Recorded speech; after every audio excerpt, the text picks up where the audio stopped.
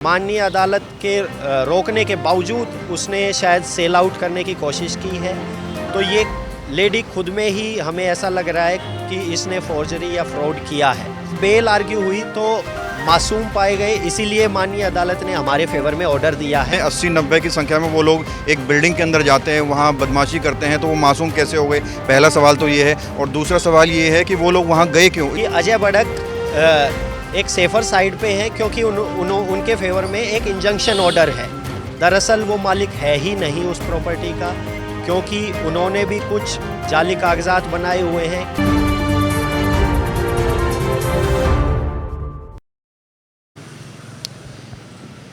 नमस्कार, मैं हूं प्रवीण और आप देख रहे हैं इंडिया टाइम 24 न्यूज़। अभी हाल ही में आपने एक खबर सुनी होगी सागरपुर की, जिसमें ये आरोप लगाए गए कि लगभग 80 से 90 लोग एक घर में घुसते हैं, एक बिल्डिंग में घुसते हैं, और ये आरोप लगाया गया कि उनका मकसद उस बिल्डिंग में कब्जा करना था। उनका पुराना क्या कुछ मैटर है उस पर भी बातचीत करेंगे। बहरहाल आपको बता दें कि उस वक्त पुलिस ने कई सारे लोगों को गिरफ़्तार किया, FIR भी हुई, और पूरा जो प्रकरण है आज वो समझने के लिए हमारे साथ जिन लोगों को गिरफ़्तार किया गया था उनके एडवोकेट चित्रगुप्त जी मौजूद हैं। क्या है पूरा मामला, चित्रगुप्त से समझते हैं, इनकी टीम से समझते हैं। ये जो पूरा मामला आया है और बिल्डिंग का जो मालिक है आनंद मोहन, वो ये कह रहा है कि एक अजय बड़क नाम के बिल्डर हैं, उन्होंने एक कॉन्स्पिरेसी रची। उनका कोई पुराना मैटर चल रहा होगा, तो बिल्डिंग में कब्जा करने के लिए उन्होंने लगभग 80-90 लोग उनकी बिल्डिंग में भेजे। उनके पास हथियार भी थे, और उसके बाद उसने पुलिस को फ़ोन किया, पुलिस आई, पुलिस ने सबकी गिरफ़्तारी की, FIR भी हुई। क्या कहेंगे, क्या है पूरा मामला और बैकग्राउंड क्या था इसका? मैं आपके माध्यम से ये बताना चाहता हूँ कि इन जो भी मीडिया कवरेज इससे पहले हुई है उसमें तथ्यों की पूरी जानकारी नहीं थी। तथ्य बल्कि इस प्रकार थे कि ना तो वहाँ कोई वेपन मिला है, और ना ही जो भी इन्वॉल्वमेंट है उन लोगों की जो भी गिरफ़्तार हुए थे, ऐसा कहीं भी नहीं पाया गया। जिसके बाद हमने उनकी एक्चुअली उसमें 56 लोग इन्वॉल्वमेंट दिखाए गए थे पुलिस ने, और पुलिस ने सिर्फ 19 लोगों को FIR में लिखा गया है, जिनकी मैंने अगले ही दिन माननीय अदालत पटियाला हाउस कोर्ट में बेल लगाई। जिसके बाद तथ्यों को सुनकर हमारे पक्ष में फ़ैसला सुनाया गया, और उनमें से 36 लोगों को SCM कोर्ट से बेल मिली है। यानी कि जो आरोप आनंद मोहन ने, या जो आप बता रहे हैं कि वो मालिक, दरअसल वो मालिक है ही नहीं उस प्रॉपर्टी का, क्योंकि उन्होंने भी कुछ जाली कागजात बनाए हुए हैं। क्योंकि मैंने इसमें जो अजय बड़क जी का नाम, या पता नहीं कोई बिल्डर है या कोई और है, ये अजय बड़क बिल्डर हो सकता है, क्योंकि मैंने इसमें एक केस और है। क्योंकि जब हमने तथ्यों की, मेरी टीम ने रिसर्च की, जब हमने पाया कि एक सिविल केस भी पेंडिंग है द्वारका कोर्ट में, जिसको लेकर अजय बड़क के फेवर में एक रेस्ट्रेनमेंट ऑर्डर आया हुआ है कि किरण सिंह को रेस्ट्रेन किया गया है कि कुछ फ्लोर्स और कुछ यूनिट्स ना बेचे जाएं। जब हमने तहकीकात और रिसर्च की तो हमने पाया कि वो लेडी, उनको माननीय अदालत के रोकने के बावजूद उसने शायद सेल आउट करने की कोशिश की है। तो ये लेडी खुद में ही हमें ऐसा लग रहा है कि इसने फोर्जरी या फ्रॉड किया है। बाकी प्रशासन जांच करेगी, उसके बाद माननीय अदालत के समक्ष अभी मामला पेंडिंग है, तो वही उस तक आने तक हमें इंतज़ार करना होगा। तो ये बताइए, अजय बड़क ने उस बिल्डिंग को बनाने का कॉन्ट्रैक्ट साइन किया था?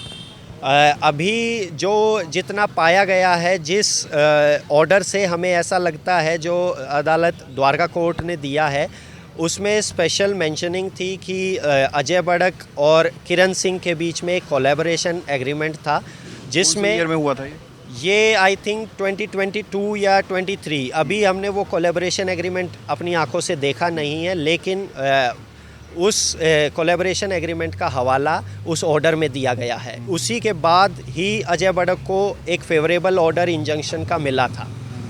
अच्छा, ये बताइए, क्या कुछ बातचीत हुई थी, कितने फ्लोर अजय बड़क को मिलने थे, और ये जो पूरा घटनाक्रम हुआ है, ये विवाद हुआ क्यों दरअसल?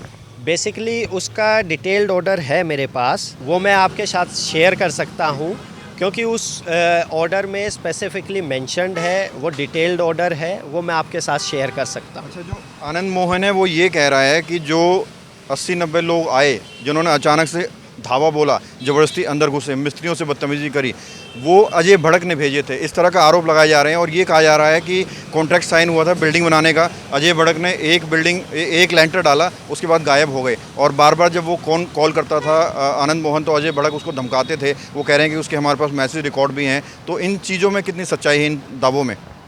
अगर उनके दावों में अगर हम सुने कि कोई भी अगर सच्चाई फॉर अ मोमेंट अगर कंसीडर करें, तो इसी बात से अंदाज़ा लगाया जा सकता है कि अगर किसी के बीच में कोई एग्रीमेंट हुआ है तो उसने फर्दरेंस क्या किया। अगर किसी की उसने ना तो कोई स्पेसिफिक परफॉर्मेंस का सूट अजय भड़क के अगेंस्ट डाला, क्योंकि ये कोई मामला उन्होंने डाला नहीं, तो इनके जो भी फैक्ट्स हैं मुझे नहीं लगता वो सच बोल रहे हैं। कोई कंप्लेंट उनकी तरफ से नहीं की गई 2022 से लेकर अभी तक मुझे जितना भी, क्योंकि मैं जो मासूम बच्चों को गिरफ़्तार किया था मैं उनका वकील हूँ, मुझे अभी कंप्लीट फ़ाइल अजय भड़क की नहीं पता है, लेकिन उस ऑर्डर से ऐसा लगता है कि उन्होंने कुछ ऐसा नहीं किया है अभी तक। जो बच्चे हैं, आप वो कहाँ से आए हैं, कहाँ से आए थे वो लोग?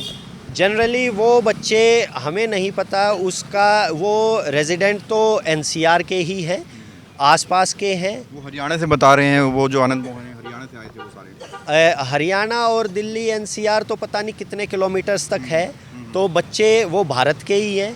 और जब बेल आर्ग्यू हुई तो मासूम पाए गए, इसीलिए माननीय अदालत ने हमारे फेवर में ऑर्डर दिया है, क्योंकि इतने बच्चों को उठाना और ये प्रशासनिक आप उसकी गलती कह सकते हैं कि बिना किसी कोई पुख्ता सबूत होते हुए उनको गिरफ़्तार किया गया और इल्लीगल डिटेन किया गया, पूरी रात तंग किया गया उन्हें। नहीं तो वकील साहब, अब ये बताइए कि इतनी बड़ी संख्या में 80-90 की संख्या में वो लोग एक बिल्डिंग के अंदर जाते हैं, वहाँ बदमाशी करते हैं, तो वो मासूम कैसे हो गए? पहला सवाल तो ये है। और दूसरा सवाल ये है कि वो लोग वहाँ गए क्यों, इसकी क्या वजह थी? जब आप कह रहे हैं कि अजय भड़क का कोई लेना देना नहीं है, उन्होंने भेजा नहीं, तो क्या मकसद था, क्या ऐसा लिंक था कि इतनी बड़ी संख्या में बिल्डिंग में जाते हैं और अचानक से इस तरह की कार्रवाई होती है?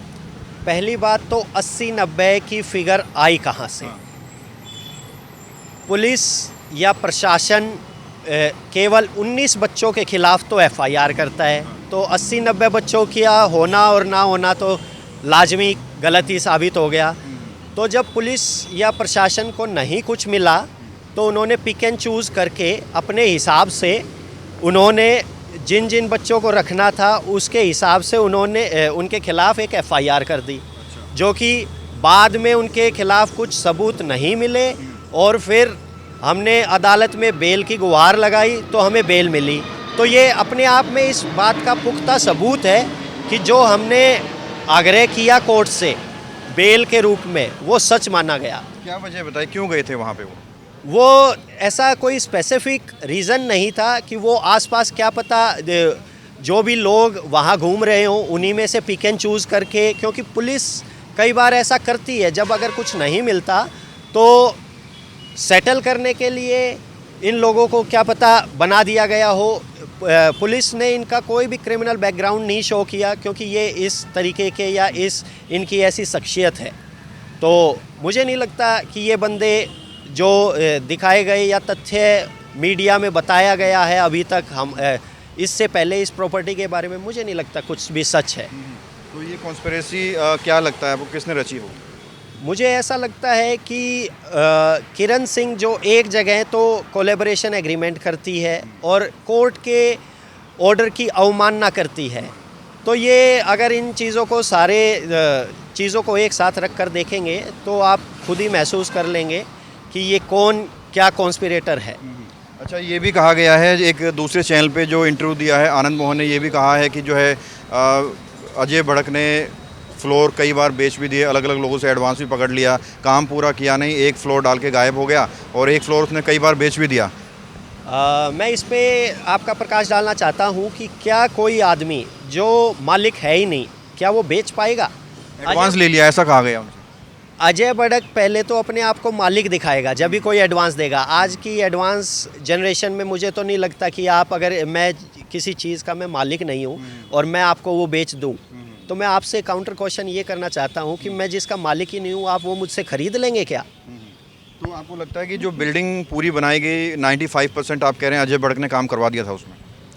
क्योंकि मुझे अजय बड़क का पूरा अभी केस गो थ्रू करना पड़ेगा, क्योंकि मैं ये सारी बातें ऑर्डर को गो थ्रू करने के बाद जब ये एफआईआर हो गई है, क्योंकि एफआईआर में अजय बड़क का नाम लिया गया, तो मैंने रिसर्च टीम को लगाया और मुझे पता लगा कि अजय बड़क ने एक केस डाला हुआ है किरण सिंह पे।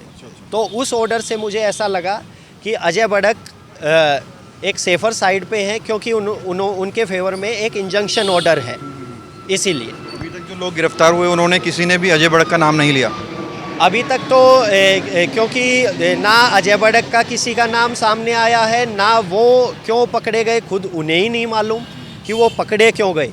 क्योंकि एफआईआर को अगर आप कंटेंट्स गो थ्रू करेंगे, सिर्फ सिंपलीसीटर एक आदमी अजय बड़क है जिसका साथी कोई मैगी है, उसको भी पता नहीं वो कैसे इन्वॉल्व करके इनको सिर्फ एक फॉल्स एंड फ्रिवलेस केस में इम्प्लीकेट करना चाहते हैं। उसने ये भी कहा गया है कि उनके पास वेपन भी थे और वेपन पुलिस ने मेंशन नहीं किया एफआईआर में, पीछे के रास्ते से फेंक दिए गए वेपन।